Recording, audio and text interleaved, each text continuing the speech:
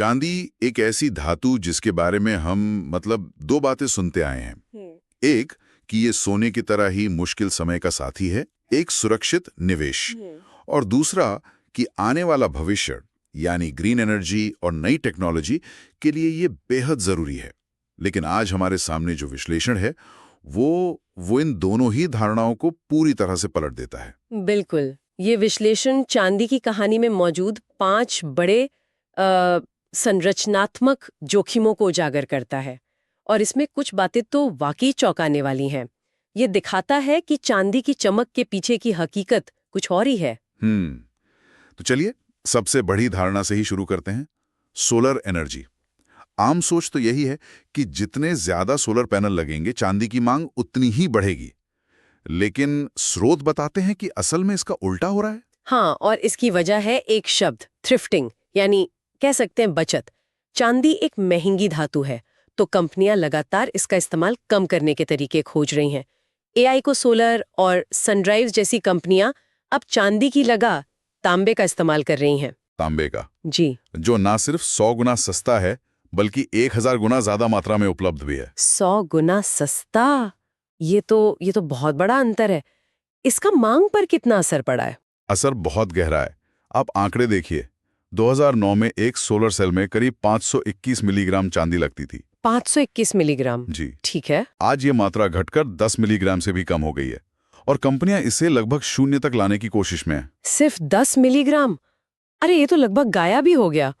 अगर solar panel बनाने वाले लागत को लेकर इतने सजग हैं, तो यकीनन दूसरी इंडस्ट्रीज भी यही रास्ता अपना रही होंगी, जैसे कि इलेक्ट्रिक गाड़ियां। आपने बिल्कुल सही पकड़ा। इलेक्ट्रिक गाड़ियों में वजन और लागत कम करने के लिए चांदी की जगह एल्यूमिनियम के इस्तेमाल पर जोर दिया जा रहा है।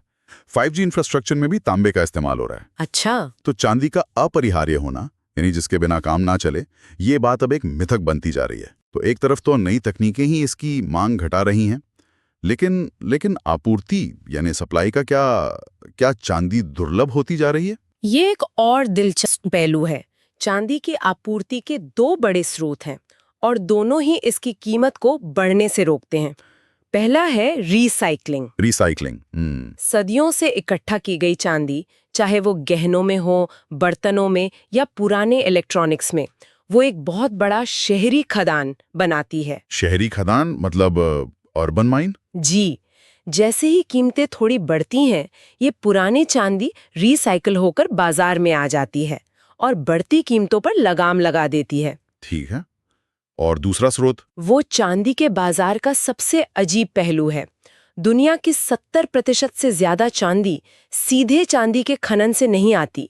ये सीसा, जस्ता और तांबे जैसी धातुओं के खनन में एक सह उत्पाद मतलब बाय प्रोडक्ट के रूप में निकलती है। अच्छा। इसका मतलब ये हुआ कि चांदी की आपूर्ति इस बात पर निर्भर नहीं करती कि चांदी की अपनी कीमत क्या है, बल्कि इस पर कि तांबे और जस्ते की मांग कितनी है। ये एक ऐसा बाजार है जहां आपूर्ति का कीमत से सीधा कोई संबंध ही नहीं है। ये तो बहुत ही अप्रत्याशित अनप्रेडिक्टेबल स्थिति है। तो औद्योगिक कहानी कमजोर है, आपूर्ति अजीब तरह से काम करती है, लेकिन उस सबसे पुरानी धारणा का क्या कि चांदी मुश्किल वक्त में एक सुरक्षित निवेश है, वो गरीब का सोना वाली बात? ये धारणा गणितीय रूप से पूरी तरह गलत साबित हुई है। स्रोत साफ दिखाते हैं कि 2008 के वित्तीय संकट में जब निवेशकों को सबसे ज्यादा सुरक्षा की जरूरत थी, चांदी की कीमत 50% से ज्यादा गिर गई थी। 50% से ज्यादा? जी। और हाल ही में 2020 की गिरावट में भी इसका प्रदर्शन सोने के मुकाबले बहुत ही खराब रहा। ये एक सुरक्षित निवेश की तरह नहीं, बल्कि एक अस्थिर औद्योगिक धातु की तरह व्यवहार करता है। 50%? ये तो सुरक्षित निवेश के बिल्कुल उल्टा है। ये तो किसी जोखिम भरे टेक्नोलॉजी स्टॉक जैसा बर्ताव है। तो अगर हम सारी बातों को जोड़कर देखें तो तस्वीर ये बनती है, नई तकनीकें चांदी की मांग घटा रही हैं, रिसाइकलिंग और सह उत्पाद के तौर पर इसकी आपूर्ति हमेशा बनी रहती है और आर्थिक संकट के समय ये धन की रक्षा करने में भी नाकाम रहती है। संक्षेप में यही पूरी कहानी है। चांदी को लेकर जो पारंपरिक धारणाएं हैं, वो मौजूदा आर्थिक और तकनीकी हकीकत से मेल नहीं खाती। तो अंत में हमारे श्रोताओं के लिए एक विचार छोड़ जाते हैं। ये पूछने के बजाय कि क्या दुनिया में चांदी खत्म हो जाएगी, शायद अब ज्यादा जरूरी सवाल ये है, उस कीमती धातु का क्या होता है जिसकी दुनिया को अब पहले जैसी जरूरत ही नहीं रह गई है।